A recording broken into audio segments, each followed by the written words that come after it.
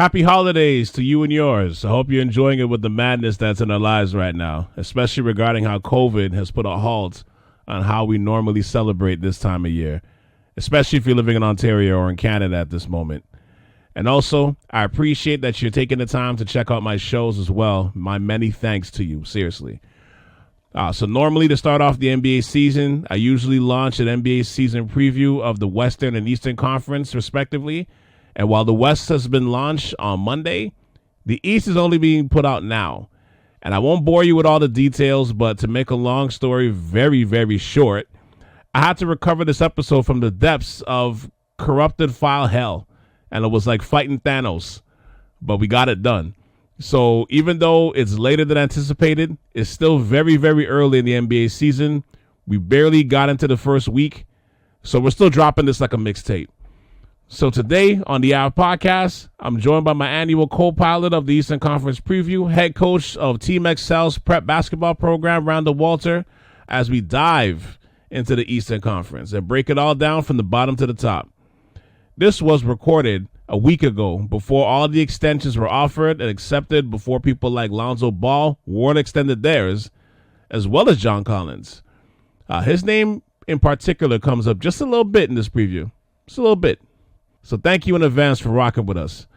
Also this week, I launched the South Shore Ave YouTube channel, which already has a few episodes of the Stoop Up, where me and some of my South Shore Ave family members are in the middle of doing our all-time NBA fantasy draft, where we do a real-life fantasy draft based on the greatest players of the modern era, which in the case of this topic is based on the last 40 years, so from 1980 to right now. Check that out if you haven't checked it out already. It was a lot of fun, especially with the debates and arguments that came from it. So peep that on YouTube. Like and subscribe. And let's keep that same energy for your podcast apps as well, or wherever you listen to these podcasts. Listen, rate, review, and subscribe to all of the shows on South Shore Ave Radio. Hit the favorite button, the like button. Leave no star unturned when clicking on all the 5 stars. You see that? It's right in front of your face. Click them. See how good that made the both of us feel? Huh? And SouthShoreAve.com is where you can go check out all the latest and past episodes. And you can dive right into my entire catalog of shows, especially if you're a first-timer to my South Shore Ave bubble. Once again, that's SouthShoreAve.com. It's the Ave Podcast with Cal C on South Shore Ave Radio. Happy holidays and happy Kwanzaa. Welcome to the Ave Podcast with Cal C on South Shore Ave Radio.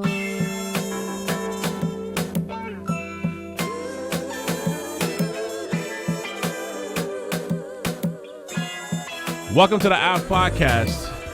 How you doing, sir? Yep, we're back at it for another year. Welcome back. Welcome back. Welcome back.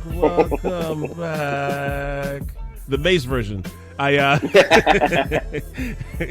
You know how the rules go.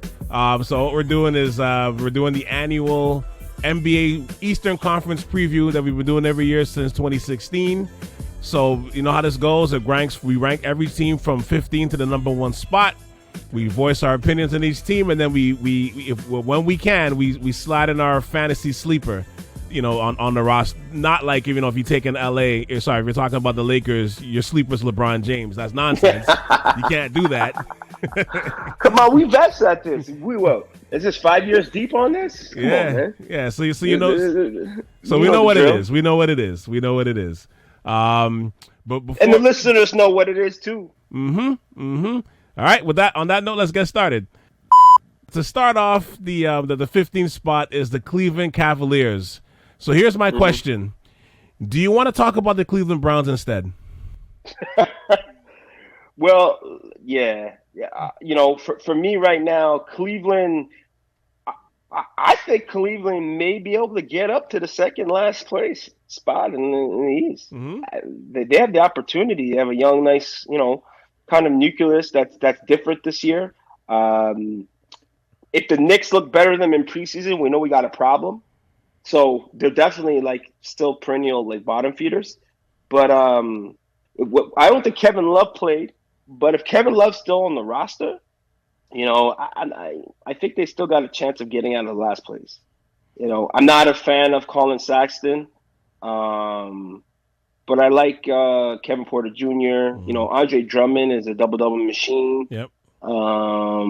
Hey, people are hating on my man Thon Maker. Y'all better put some respect on his damn name. Now he ain't nice like that. But I'm saying, like, Randall. I think I look. People are gonna bash me for this. I'm not listening to my words that are coming out of my mouth. I am not saying that Thon Maker is a difference maker, but I'm saying that he's nice enough to stay in the league, and I think he'll have a good season with the Cavs. That's my prediction right now. Yeah, it's probably a good team for him. So when I look at the Cleveland situation, I absolutely love the combination of Nick Chubb and Kareem Hunt as a 1-2 punch in the run game. Like I'm really happy because I think Cleveland. Here we go. I'm happy because Cleveland fans, even though they're in the north, like they're really a football town. But they got a legitimate team now. You know what I mean? Like they got Baker Mayfield. They're playing really well, and you know Mayfield's all right, but he's playing well. He's playing well. The last couple of weeks have been really solid. He makes the right rounds of reads and decisions. You're a football guy, so you know. I mean, to me, it looks pretty good. At least the last couple of games, and that last game they played against the Ravens, that was a game of the year, man, hands down, hands down, man. Okay, well, I'll mention this one basketball thing. Like I don't like Colin Sexton either. I wish the genetic gods made him 6'6" so he could realize his true destiny as a hog, as a real scoring hog. You know, and fantasy wise, I think like Andre Drummond is going to have a monster season. Plus, he's in his contract year, so he doesn't really have a choice. And I think last thing I'll say is like outside of picking Isaac Okoro as their rookie, if they can play mistake-free ball and play good defense, depending on who they meet, they may be able to beat the Steelers in the playoffs, depending on who they meet. I don't know. Like it's just one of those things. The Browns shouldn't be afraid of anybody. That's what I like that one. Yeah, that's good. Who's your fantasy sleeper? I don't want to talk about these guys anymore. Who's your fantasy sleeper? Oof. Yeah. I mean, I don't even know if you call Drummond a sleeper. The only guy right on that squad. Oh, actually, I take that back. I'm trying to remember his name off the top of my. Is it Osman? Oh, Seti Osman. Yeah, I think that he can always. He's kind of a sneaky fantasy player. I think that sometimes he can put up some decent points. I think he can get you like 15, 5, 3 threes for fantasy purposes. Close to 2 3s. Sorry. I think he's a if you have a deep fantasy league, is someone to keep your eye on. I know sometimes last year he was actually someone that people were picking off the waivers. So I think that he'll have more of that kind of predominant role going into this year again. So I mean the roster's not no impressive by any means. So he'll have some wiggle room to make some moves. So yeah, I'll say Jarvis Landry. I think the next couple of weeks he's gonna. He can win some fantasy some fantasy teams a championship. That's what I think personally. Really? I think so. Well, again, that's if you're missing a receiver. If you need to fill that slot at receiver, I think he might be pretty good. Other than that's about it. Free Cleveland, yo. Free Cleveland. You're just not messing with the Cavs. Nope. All right, next one. Next one. So number 14, we got the New York Knicks. Is it R.J. Barrett time in New York? Oh, man. This is – everyone knows that I really try my hardest to support Canadian ballers. But golly, man. Yo, see, I don't know about R.J. And the simple facts, I saw him train this summer. I'm not impressed with him, man. Just not impressed with him. And from my Canadian ballers that are listening right now, this is very, very hard for me to say this because I love his dad. I love the kid personally. I love the organization. Big up you play kid. But the problem is, guys, I've seen him play this summer, training with pros. He did not impress me. And I went to bat for this young man with all my American counterparts. God bless y'all for listening to this podcast right now. And you guys have bashed me last year and even the year before that. Appreciate you listeners, by the way. Yeah, y'all know, difference makers. Shout out to y'all. Oliver out in LA. You know what I mean? But my thing right now is y'all bashed me for sticking up for this young man, and I took the lumps. You know, from the time he stepped in Duke, you know, y'all said the same thing about him, and nothing has come to fruition. He looked decent in preseason, but he's a volume shooter that really has nothing in his bag, and I just don't know if he's going to take that next step. I think he'll get some decent fantasy points, but like he's a volume shooter, and he's not looking that impressive to me. And when I got to see him train live, and I hate to say this, I hope he gets better. I want him to be the guy. I want him to be Captain Canada or whatever they call him. But I'm telling you right now, You know what? I think it's one of those things where I think he does have a chance to be more efficient. Because he had an up and down rookie year. I know he's made comments saying that he was surprised and upset that he wasn't first team all rookie team. Well, I think he should have been that. Mm-hmm. I agree with him. Consider all circumstances considering, I think he had enough the numbers to be on that team, the playing time to be on that team. It's just that no one respects his game. Yeah, I think it's the fact that he's mentioned that, he's voiced that. I think it's not. I don't even think that's a bad thing. I think he can use that as fuel to make him better. And he had 9 months to improve his game, from his rookie year, because they've been off since March, right? They were one of the 8 teams that didn't make the bubble, so he's essentially been off for 9 months, working on his game. So I'm expecting a certain level of elevation. Let me ask you, how do you feel about Obi Toppin? Yo, I was gonna say that for closer to the end. I liked what I've seen from him so far. Yeah. Okay. Yeah. I mean, listen, at least from I think I saw him. I was watching with my son one game I saw for sure, full game, and he looked decent. I mean, I think he's going to struggle on the defensive end, but the offensive end plays that short corner well, pops up, good on the lobs, finishes well, was aggressive, seemed to fit, has that league type of body. But I liked him. Yeah, it's interesting because I think I have to see a little bit more from him, to be honest, because obviously he's more than likely going to be a 4, but I don't know, man. No, just he's a 4. Yeah, he's a 4. No doubt. But I'm when I watch him play, I find him very stiff for such an explosive athlete. You know what I mean? He's not. Yeah. He's not fluid. You know what I mean? It's one of those things. I know he's from New York. He's from New York City. I think he's either from the Bronx or Brooklyn, and so I know it's a good local hometown pick, and he was a Player of the Year in the NCAA and deserves all the credit that he got. But I don't know. I'm not buying him yet. You know what I mean? So I'm not saying I'm completely done with him in terms of what his expectations will be. Let's see what happens. You know what I mean? Because I'm it's so early. I haven't really gotten enough time to see him either, so I can't sit there and have a super strong opinion on him. But just that part of it where I'm yo, I know he's an explosive athlete, but I'm man, he moves he doesn't move fluid. You know what I mean? Which is I don't know. And I don't know what that means. If that means it's a recipe for disaster. I'm not even saying that, but I think I need to see more from him. But I'm not buying it yet. Yeah, no, I see where you're going with it. He's not I think the athleticism is there. His lateral movement's kind of stiff. That's why I said to you, on offense, I don't think he'll have too much of a problem once he starts to develop more of a. I didn't really see him shoot too much from the outside from my recollection, but I think offensively he was okay. Defensively, I think he's going to have some matchup problems. Yeah. I don't think he can guard a small forward on a day-to-day basis, and I think he's a little bit too on the smaller side to guard some of the better power forwards. He's got to get a little bigger. Yeah, and that's kind of when you look at the Knicks roster, it's kind of that's the kind of common theme across the board. I think they have some good athletic guards, but they have guys out of position. I've always been a big fan of Julius Randall. He's just, unfortunately, a tweener in the NBA. He'll put up. You want to see a fantasy sleeper? He'll put up some nice numbers this year for you. Yeah, you got him in fantasy. I think he will. You know what's funny? Yeah. I feel as though it's with the hire of Leon Rose as the VP of basketball operations. Just in a little bit of time that he's been there, they've shown some sense of just common sense and stability. Like they let some of their power forwards go.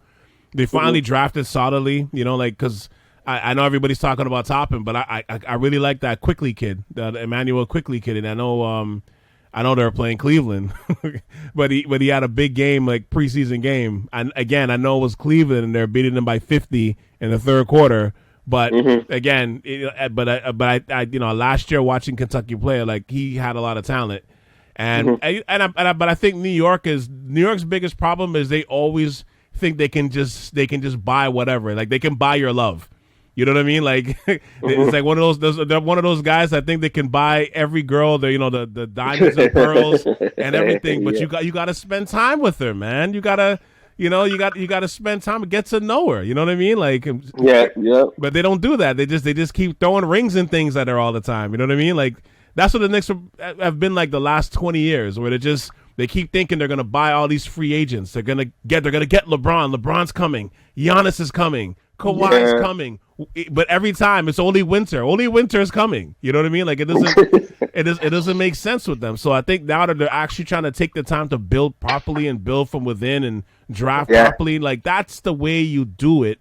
And then, when the team is good, now you can, now you're gonna get those stars that want to come because they see a sense of stability, and it's New York. You know what I mean? So, but you got to build it properly. They have the interesting thing about their roster is they have a lot of like players that I think are like, I don't know if they fit on the Knicks, but if you were to take them off the Knicks and put them on another team, they would be good. Like I'd say like a la Norman Powell quality minutes. I'm not saying talent wise so much, but like it could be some talent wise and minute wise, like that kind of role, like that 6th man, 7th man, off the bench type of players. Like if you look at the roster, I'm just taking a quick look, like Kevin Knox, I think he'll have a more of a breakout season playing with this type of squad, but like he's a good guy that could come off the bench as a 6th man. I've always thought Dennis Smith Jr. had the intangibles to be a decent player in the league. He might have a chance this year when he's healthy to prove it. Austin Rivers, he's everywhere he's went. He's a vet now, and he has a good type of good shooter, good instincts for the game. Yeah, he's solid. I think that he's solid player off the bench. I've always, even though he can't shoot, I like this guy. Like great backup PG and Alfred Payton. Michael Kidd Gilchrist. I know he has never amounted to hit the talent that people have pegged him to be, but he's a serviceable player. You know what I mean? Like can't shoot. Again, they have no shooting on the squad. Nope. Can't shoot for shit, but good player, like a decent player off the bench. You know what I mean? Like, but to say that these guys, you put all these mismatch. Alec Burks, I like him too. Good spark plug coming off the bench, but these guys aren't starters. So who's gonna lead this squad? Yeah, that's the issue. Like. They have a good, like, if you want to say, hey, we got to go second unit, decent second unit at least. Yeah, but where's your starters? That's all young bucks that are not going to shine right away, right? And that's the thing. Like, just embrace the suck, man. Like this is who you are. You've been this way for a while. You're at the bottom. Just embrace it and build properly. Build a proper foundation. Like you have, you drafted Barrett, you drafted Toppin. Now you got Quickly. You still have Kevin Knox. Whether or not you're going to develop him properly or not. Excuse me, and Mitchell Robertson. You're forgetting about him. Like you have a little it's not a superstar nucleus, but you have something there for now. You know what I mean? Yeah. Just take time to develop that and just continue to build through the draft and. Get quality vets and just try to build the culture back. You know, like you gotta make New York something that's worthwhile again. And it's like there's just too many times. Like the fact that Kevin Durant didn't even take an interview, like a couple years ago with and went to Brooklyn, like says everything. And I mean, and I know people were shocked by that. I wasn't surprised because I'm like, why would he go there? You're going from Golden State to the Knicks? Like why? Like it's New York, but Brooklyn has a better infrastructure right now. I go with Brooklyn too. Let me ask you a question, C. What player do you think that can go there right now? And I'm not saying going to turn New York into a superpower, but at least get New York into a playoff team. What player do you think right now? Outside of Jesus? Outside of Jesus? No, come on, man. outside of like the top 5. Outside of the top 5, Well, I mean, there's a few players. I mean, the Lillards, and there's certain guys like that could go and make them just their presence. I would say Lillard. I know it's not coming to me. I got a player right now that I think that if he were to go there, would, based on the style of game. I mean, I'm not saying make New York into a contender, but at least into a just potential to make a eighth seed. team. Yeah. Yeah, I think Westbrook. Yeah, that's another one too. I mean, nobody wants him, but the style of game he has with this type of team, yeah, I think he could. You need more shooting. They got no shooting on this squad at all. Like, they're going to be horrible to watch. That's why I said, look, I think just because of who Leon Rose used to represent, like, look, Chris Paul there was talk that Chris Paul might go there. You know what I mean? A trade, mind you. You know, and Westbrook would have been the same thing. It would have to have been a trade, but I mean, yeah, like players like that can change the culture. You know what I mean? Like, and make them at least respectable. You know what I mean? Well, Westbrook is a type of guy that just does what he does on his own. Yeah, but he'll bring his guys along with him. You may not want to. I mean, and I'll save my Westbrook comments for later because obviously he's in the Eastern Conference now. But you know, but that's a good. I think guys like Lillard and stuff could make them like a playoff team. Like if Lillard went there today, they could be. I would pick them to make the playoffs, not to go far, but to make them at least to make like a 7th or 8th seed. I would. He's that good, right? Yeah, no, yeah. But like I said, you're right. But I just think for right now, you just have what you have. You just got to develop that from within and go from there. Number 13 right now is the Detroit Pistons. Do you want to pour out a little liquor for your mans, Dwayne Casey? You know, man, everyone knows that I love I like Dwayne Casey, man. But damn, what they're doing out there, I have no idea what they're trying to do out in Detroit right now. Yo, they just were stacking up on bigs again. Getting rid of bigs and stacking up on bigs. I don't get their off-season acquisitions. They seem to be the most active in the free agent market at one point. Mm-hmm. But see, what the hell do they do? Like the roster makes zero sense to me. Like I don't get it. Like spending all that money on Jeremy Grant. Like, are you serious right now? Like and Plumlee. Don't even go there, man. Don't even go there, man. They got Plumlee. Like I think there's a lot more moves to be made. Maybe some trades to be made. Like what's going on with my man Blake Griffin? Yeah. You know, I think D Rose will be gone soon. Like I just don't get it. I did like they picked up a player, a small forward from overseas, or two of them. I've seen like some highlights on it, and I liked. I like the Wayne Ellington pickup at small forward. I think he's a serviceable backup player. But like, what do they have? Like, it's kind of a hodgepodge roster. Well, and Killian Hayes, I know everybody's been talking about him. I'm still holding out judgment before I comment further because, I haven't seen too much stuff other than a couple of videos, and I know people are freaking out over him. But I know he hasn't wowed me so far from what I've seen. But me either. You know, he doesn't wow me at all. Like at all. Like you said, like you have Killian Hayes, who's going to take time to develop. I know they got that. Yeah, that's who I was talking. They got the Musa guy and some other guy. I can't even pronounce his name.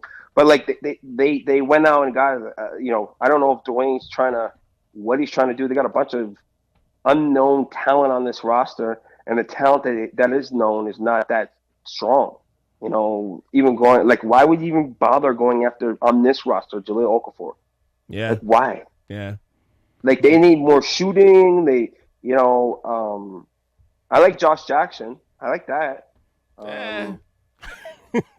Well, I'm saying like on a roster like this, Josh Jackson is far from the ceiling. So This may be the opportunity for him to learn how to play more and do what he got to do, right? Like I don't know. Like I don't see where this roster does not mesh at all. And the preseason has looked horrible. So I would even say like to you that potentially he may even be at the bottom of the pot. They may be the last place team in this conference. It wouldn't surprise me. It wouldn't surprise me if Cleveland wasn't there. It's funny. Like I feel for Casey though because like look, I like to ride and support black coaches. I really do. I'm kind of 100. like Dave Chappelle back in the Chappelle Show days when he used to say, support black actors. We got to support. Like that's how I feel about black coaches. Like, but it's a hard position for Casey to be in because I mean, think about it. I'm not even talking about this year. From when he got there, they were a flawed team from the moment he was there. Their best player is constantly injury prone, and his contract is ginormous, which is going to be hard to move, right? Because of the contract and the injury history. They're pretty mismatched as we just discussed in terms of talent. It's not set up for success, and to me, he doesn't have the cachet to like withstand a long rebuild. Like I'll be honest, I can see him being fired within the next 2 years, which is kind of it's a shame because I think he is a good coach. But I don't think this roster is set up for him to succeed. So I feel for him in this case. And I know it's the NBA, it's a business. Coaches get hired to be fired, but I will be shocked if he's still on the bench past 2022. I'll be stunned because I'm like the way their roster is built right now. I don't see it, man. I don't see it. And what's his face, LeVar Ball, calling this team raggedy. Yeah, he's right, but it's not because they cut your son. You know what I mean? It's not because they cut your son. Like but they are like he's right in one sense where they're doing things kind of fugazi over there. If that's a word. Like I don't understand. Like it's but I feel for Casey. Like I just think he's in a hard position. But again, there's only 30 of these jobs in the world as a head coach. You got to take it and then just hope you can reverse fortunes, right? But I don't know if he's gonna have the opportunity to withstand a long rebuild because this is what it's gonna take. Like they're gonna have to at some point get rid of Blake. I don't know if they trade him or they don't even amnesty anymore. But like I don't know what they do with that. So it's tricky. It's a hard position for him to be in. It really is. Who's your sleeper? On Detroit? Yeah.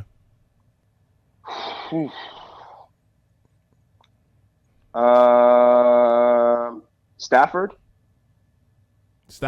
Matthew Stafford?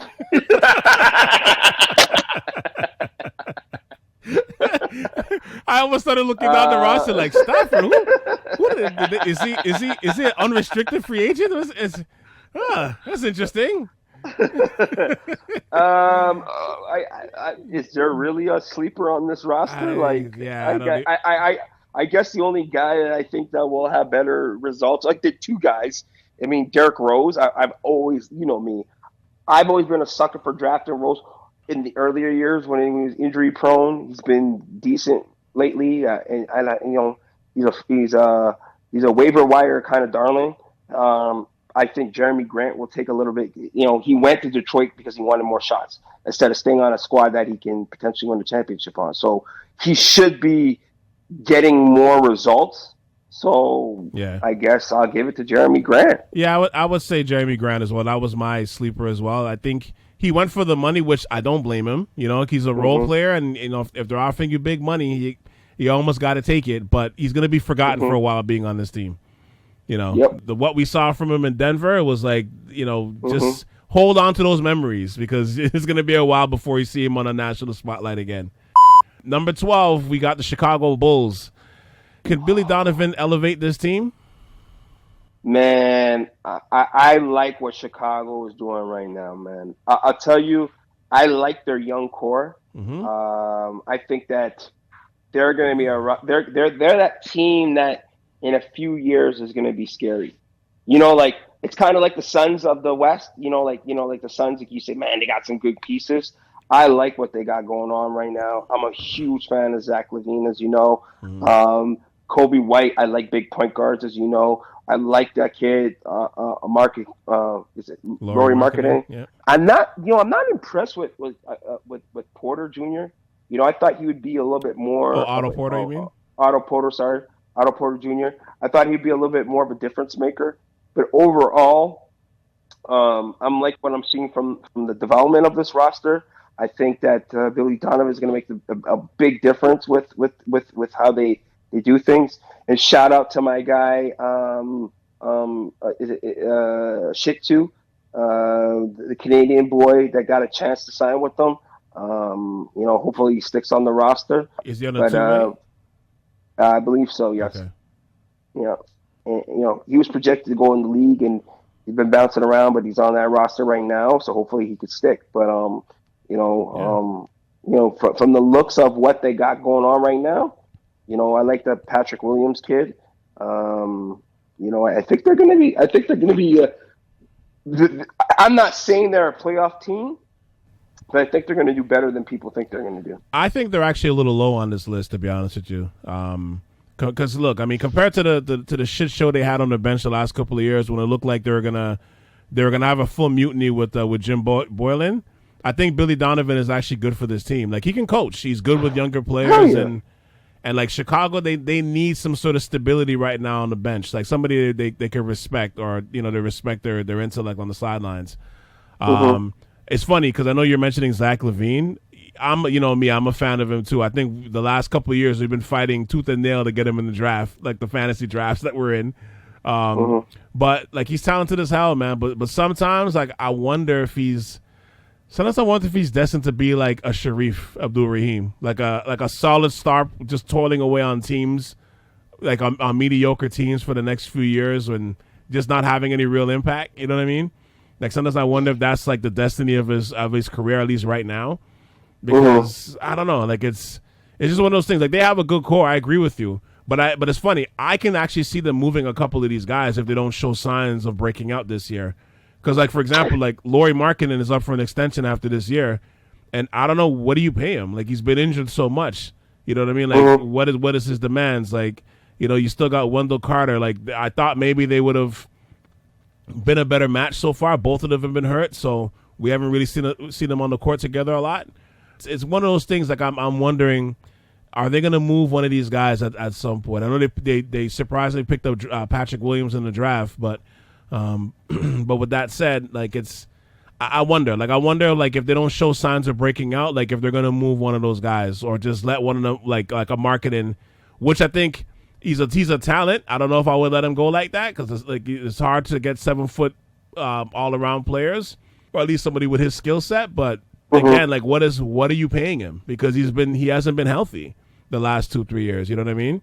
Yeah, that's a good point. Maybe the Bulls get him for the low. But my impression is, like you said, I think the Bulls are in a position to make some trades by trade deadline. I could even see Zach LaVine on the move. I don't think he fits with this. I think right now it's a showcase. It's his show. I think it's a showcase to get him. I look at Zach LaVine like remember when DeMar DeRozan was coming up with the Raptors, and he started kind of break out to be like an all-star, and kind of, take, once the Raptors started actually winning, he started to kind of reap the benefits, and kind of like a la Larry too, get that brand. I think he's on the cusp of that. So, but I think at the same time, it's kind of like a la DeRozan, where once he gets his brand to a certain point, you flip him for a better asset. You know what I mean? And he's always been involved everywhere he goes on kind of trade rumors of flipping him for assets. I think he's on that cusp. I think that this is a big year for Zach LaVine. I think it's a big year for Markkanen as well. I think that he needs to come out and show that he could play, like you alluded to it, more minutes, and give him more of a sample size to see if he's worth throwing him in the bag. I don't think he is right now. I think he's going to get some type of money, but this is a big season for Chicago, all around, for all intents and purposes. Yeah, no, I think the one thing we can agree upon for sure is I think Kobe White is going to be a star.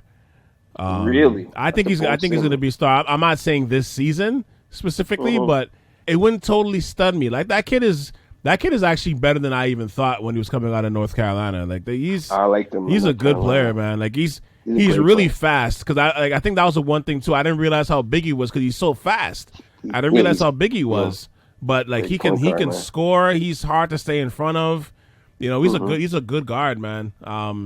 He's talented. Like, he's like the fact that they finally got rid of Chris Dunn. Like, I think he's kind of running the show now, and yeah, it's. I think it's a good look for them. I think honestly, with Billy Donovan at the helm, I had my views on him before, but I actually was impressed with what happened last year. I know Chris Paul had a lot to do with that too, but I thought he was a good coach, for the most part. So I'm interested to see what he does with these younger guys. I think this is probably a better fit for him at this stage.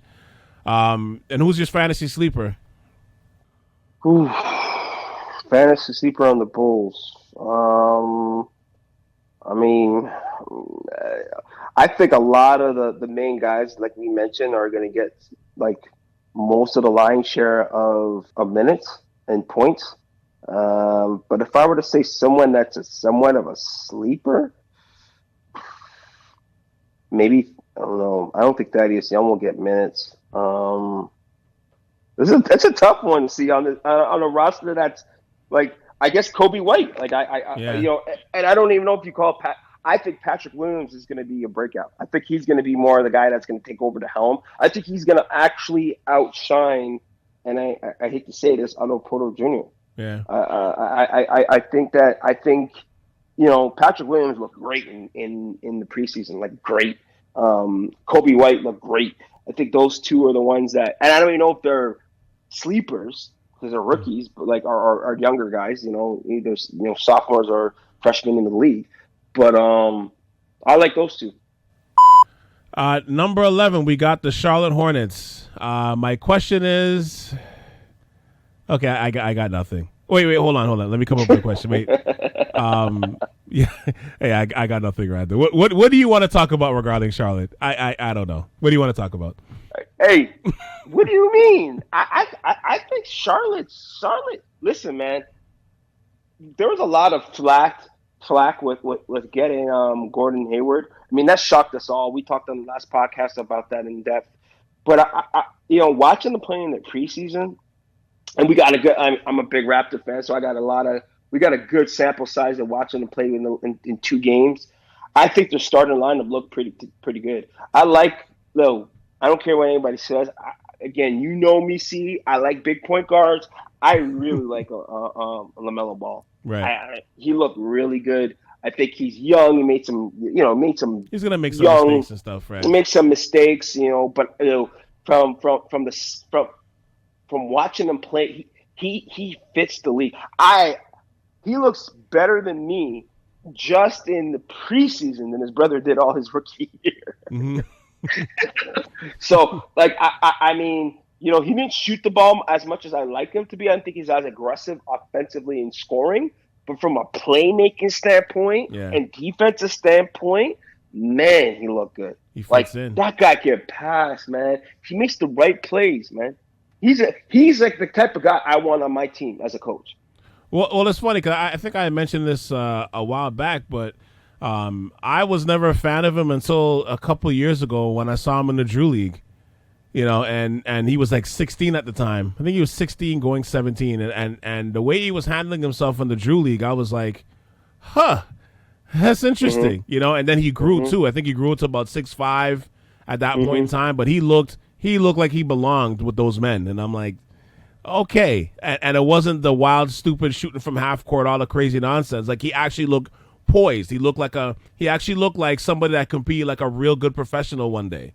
And I was like, okay, that's interesting. So, yeah, so I maybe I should have come up with a question for Sean. I really, honestly speaking, I really had nothing, because you know what? They kind of just they're kind of always in the same spot to me. So it's just like, oh man, they are, but they may be, they're one piece away from being a playoff team. I'll tell you what though, and speaking to what you're saying about Hayward.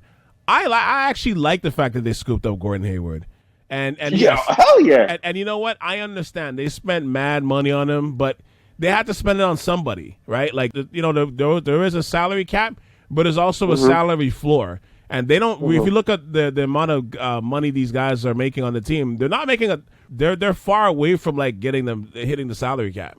You know what I mean? Like, Charlotte isn't a place that gets free agents to come, even though the city's supposed to be really nice. So they're gonna have to overpay to get guys, and that's which I don't think the move is that terrible. And yes, I know he just fractured his finger again and all that stuff. He just, ever since he broke his ankle, he just had weird luck with injuries. Because before that, he was very durable. So I don't know what's happening now. I know he also has his own. He has his own shoe line with Anta. I mean, there's that too. But and they actually don't look bad. But really, really and truly, Drew, sorry, Randall, that again, like they have to spend it on somebody. You know what I mean? And I think you could do worse than guys like Hayward. I think Hayward's a solid player. I think for somebody like him, because of his experience in Boston, having that injury and then when he came back, guys like Tatum and Brown basically just rose through the ranks. Like I think he wants to get one more shot of just being the guy and just putting up all-star numbers and that kind of thing. I think I even said this the last podcast you were on. I'm like, not every player is meant to win a championship or a title. You know what I mean? Like there's some people that like, you know what? They want to make some good money, take care of their family for life, say that, you know what, I put up stats in the league, I did my thing, and, some people it's okay. Like, hey, maybe I can build something if you make the playoffs, cool, but right now it's like, look, I haven't had a chance to, like, explode and be this person I want to be, unfortunately due to injuries and stuff. This might be my last real chance at this, plus the money doesn't hurt. So it is what it is. Yeah. Yo, you know who I want to say, but I want to say this on this podcast that really looked good to me. And I've been a fan of him in college, and I'm happy they got an opportunity, was Caleb Martin. The twins from Nevada? They look great in preseason. They look great. Like, especially Caleb, he looked great, man.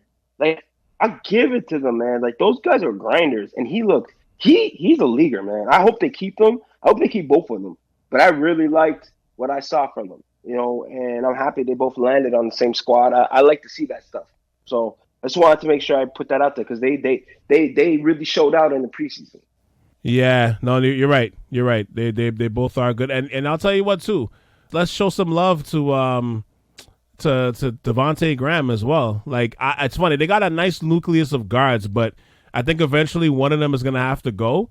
And it's probably too many guards. Yeah, and it's probably going to be Rozier when the time comes because, look, both Ball and Graham are still on their rookie contracts, and you can debate that they have more value right now than he does. And it's funny because I think if Charlotte knew how good Graham was going to be last year, I don't know if they would have signed Rozier to that contract.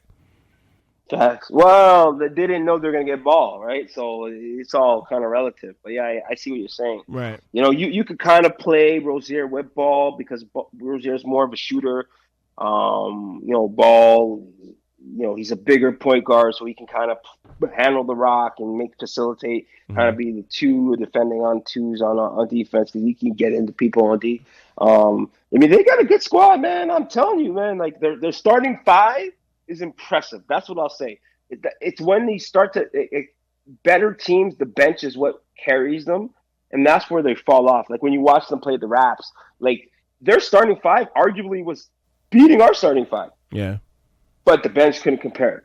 That's where they fall off. Right. And they play hard too. Like that's another team that they're pretty well coached and they play hard. Who's your fantasy sleeper? Bridges. Yeah, I think that's obvious. Yeah, that's obvious. Yeah, no, you see, and you know what? Him and Ball actually, they look like they could be the new version of the Lob City. Lob City, Kemp, Peyton to Kemp. Like they look like they're going to be that. Yeah. It's going to be fun on the fast break with those two. Yep. You're already seeing it. Number 10, we got the Orlando Magic. I ask this question almost every year with this team, and I guess I'm gonna keep tradition going here. What is Orlando doing?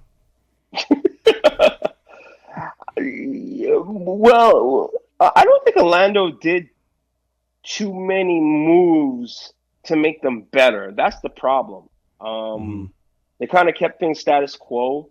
I think they know they got they're trying to. I think they're trying to kind of build their roster. Like, remember how the Raptors were before? Like when they traded Rudy Gay and they started winning games and kind of in the mix of the mid pack East. Yeah. I think they're kind of. I think for them it's like consistency is key. They haven't made any really major changes. The Anthony Cole pickup. I thought that Anthony Cole fell to them, so I think they had to pick him up. You mean Cole Anthony? You mean? Cole Anthony. Sorry, Anthony Cole. Cole Anthony. Sorry, my bad. I don't know what's going on with Fultz. I've never been a fan of his game, so whatever. If he gives you something, he gives you something.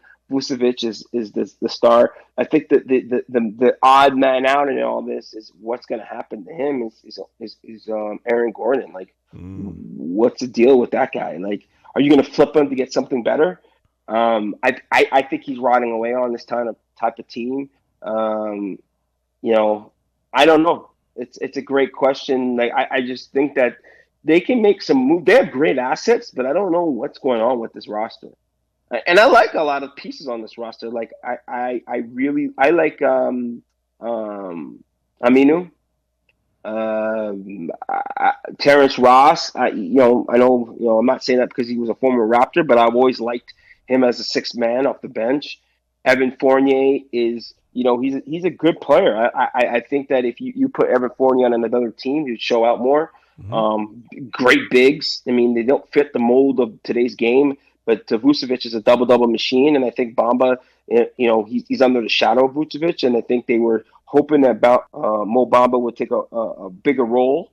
But they got some good guards, like in Cole and Fultz. Like those are like draft like lottery pick type of guards that you're hoping are going to come out their shell.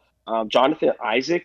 He was injured for most of last year, but I think he's going to take a major step this year. Well, no, he blew his knee out. Remember, so he's done again. Shit, yeah, he's done again. My bad.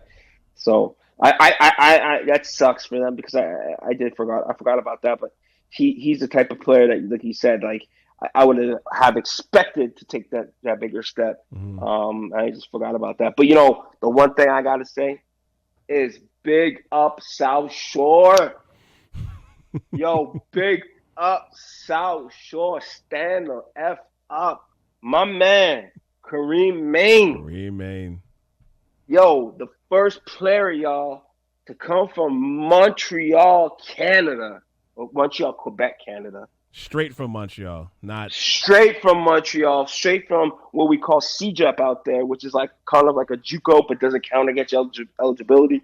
My man came straight from basically high school, like you're talking PG year high school, to the league in Montreal, Canada. Not even Toronto, which we all know is the alpha, kind of the mega center of basketball in Canada. This man has broken all protocol and against all odds has made it. And I'm so proud of this young man right now, and I hope he can stick in the league. But, that's great for him, and I got to give a major shout out to my man Kareem. Maine. So did he make the team now, or we're still waiting to see? I think we're still waiting to see, but I know he just signed a two-way. So either way, okay. He's good. He's good money. Yeah. Go to the G League, and they can bring him back. The man has talent, man. The man has talent. I do say that from I've seen him play, tremendous talent. I think what stands out most is his athletic ability. I do think his playing in CJEP is a different acumen than playing in some others, like going from some top, let's say the grind league in the U.S., you're playing on top talent, like where you're playing against other potential leaguers.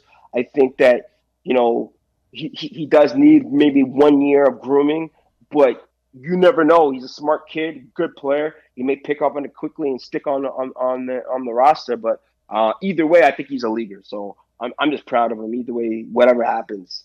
So yeah, like I said, hopefully he can stick. Like I said it the last time he was on. I kind of wish he did like maybe go to Kentucky or something like that for this year and then try to come out. Just because it would have been put him in a better position financially, and he still has his youth, right? He's still 1 year in, and he still would have had like a whole bunch of years to like kind of make up that money. But like this year, it's like he's kind of have to fight for his keep, right? He's got to fight for his dinner. But you know what? See, I'm gonna tell you how it is, man. Like sometimes if you know a team has you pegged to take, and they're like, yo, whatever, either we draft you or we're gonna take you right away. I think sometimes that's the better option, like a la Lunds Dort. Because look at my man, like there's a player out there that plays for South Carolina, like that's my G. Shout out to AJ Lawson, man. I hope you have a great year this year, man. You deserve to be in the league. But yo, on the real, going to South Carolina was not the best move for him, man. And maybe there's certain players. If he was maybe in this kind of era, even though it was a few years back, if he was in this era, maybe he could have tried to jump and get a two-way contract and go into South Carolina, which hurt his stock. That man should have been a first-round draft pick, and he went to the wrong school for his talent. And now look at him. He's probably a junior now, going to his junior year when he should be in the league right now. You know what I mean? So sometimes you gamble, and sometimes you take the secure chance. It doesn't always work out. You know what I mean? Like, college is a tough situation, man. You got to go in the right situation. You got to go into programs like unless if you're going to a program like Kentucky or one of those programs are one and dones. But sometimes you take that gamble and it doesn't work out. So that's why I say like I'm not mad at Kareem for jumping because I don't know.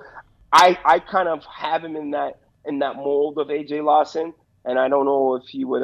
The last thing I would hope is that he gets stuck at a university trying to make it to the league, and he's still in university, right?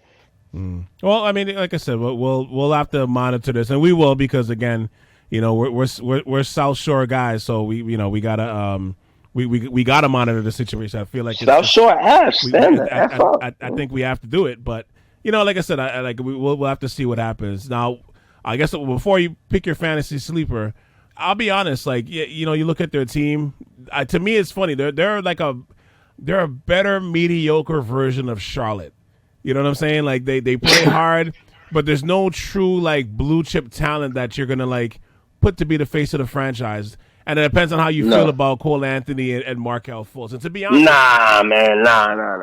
And it's funny, but it's funny. I would say I kind of like them as attacking guards, but it's funny because I know everybody's taking their shots at Fultz and stuff. I've gone out of my way to support him, but I would say honestly, like he didn't have a bad year last year. No. And we'll see. And apparently his shot is now back.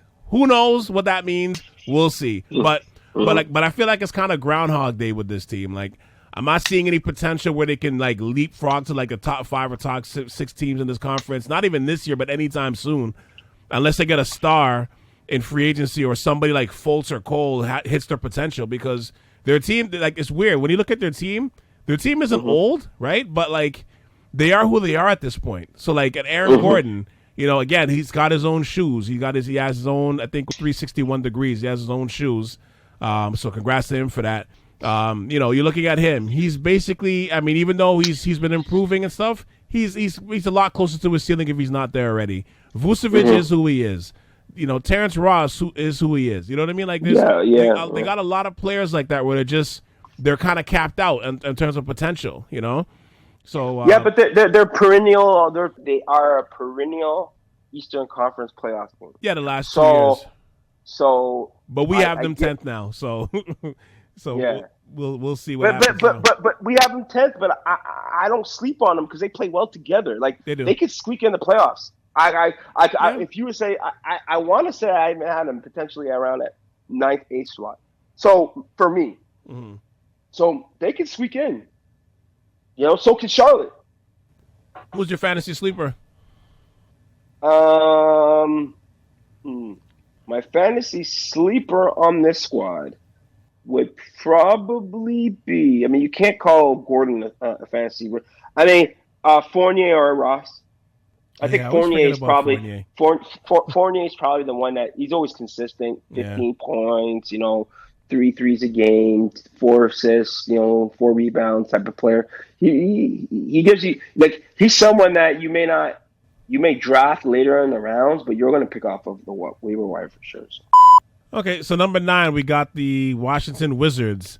Does Russell Westbrook make the Wizards better in comparison to John Wall? That's a great question. I personally think John Wall was better for that team with Beal.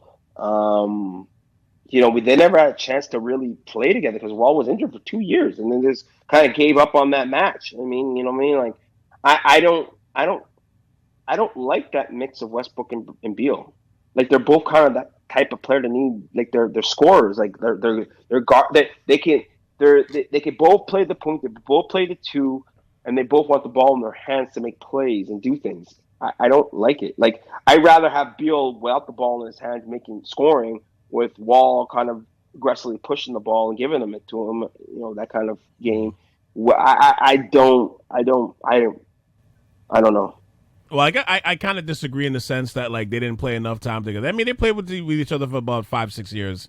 Well, and they were good. And yeah, they were good. They were good. They were good together. That's not 2 years. See, it's been 2 years. Yeah, no, you're right. You're right. And we still don't know how Wall is gonna bounce back, being that he's in Houston right now, and he's coming off what is like a broken heel and Achilles tear. He looks good, man. He looks good right now. He does. He looks like he still has a lot of that same speed. But so we'll have to see how it maintains, if he doesn't get any nagging injuries or anything like that comes along with it. But look, I have my reservations about Russ. I've made no secret about that, but he is a superstar, or at the very least, he's like a slight notch below that at the very least. But when he's on your team and he's healthy, you're gonna make the playoffs. And I think I think it's funny. Like I think he plays well with others. It's funny. I actually see him fitting in with Beal. And he's been with Scott Brooks, remember, for the last few years. Not last few years, but he's had his previous history with Brooks, because obviously Brooks was his first coach in OKC, so the familiarity is there.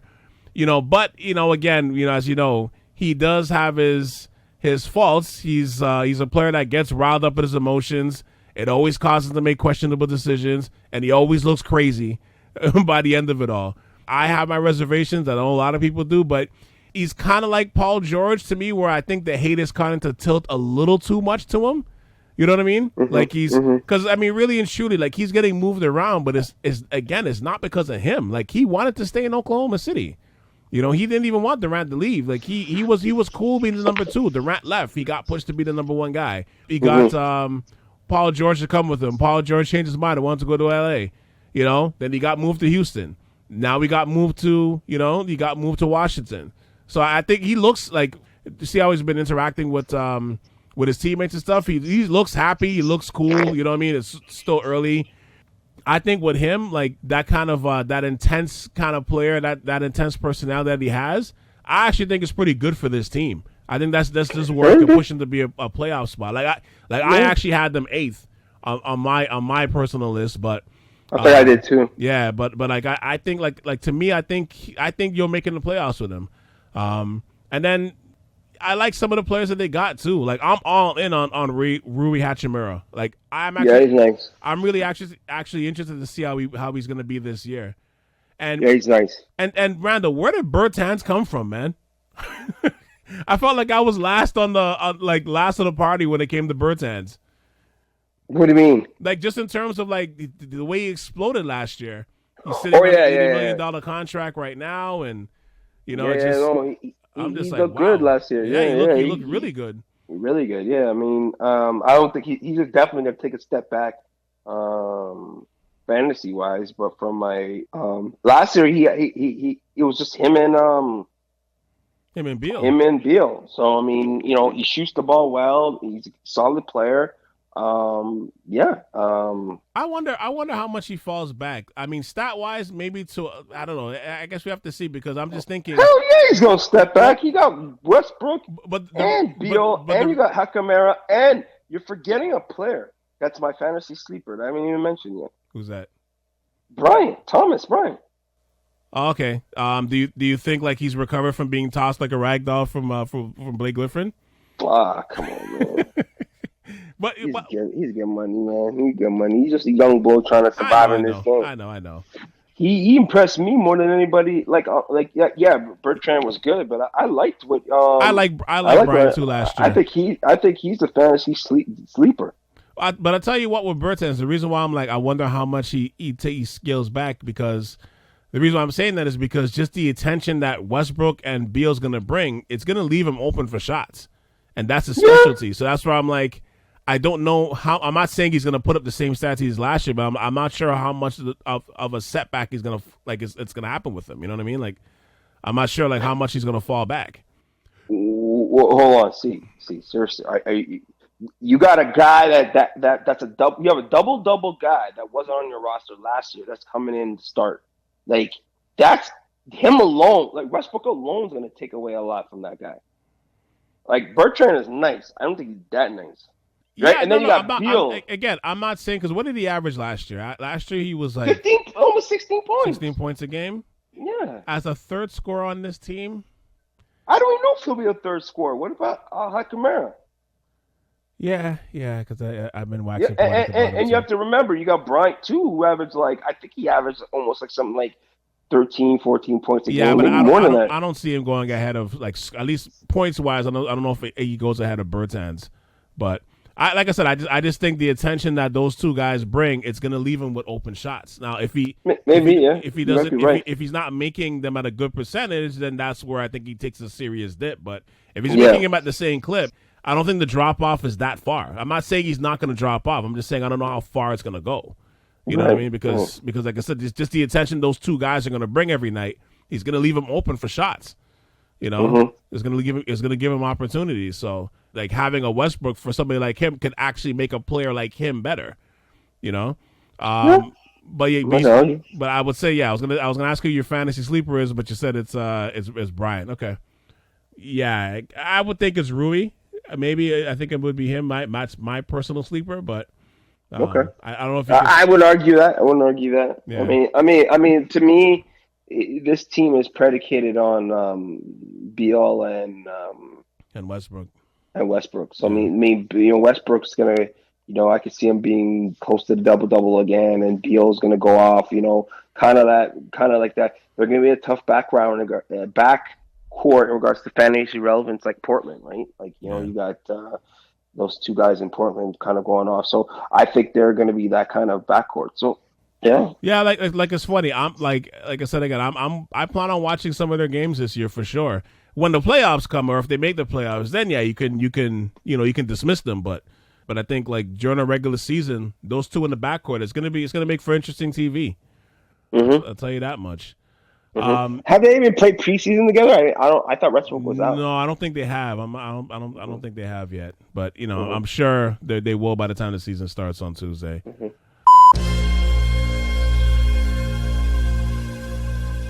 And that was part 1 of the lottery section of the annual Eastern Conference preview. Click on part 2 to listen to the playoff section, or just wait. And part 2 will autoplay in about like 10 seconds if you listen to this on your podcast app. It's the Ave Podcast with Cal C on South Shore Ave Radio. All right, we'll be back.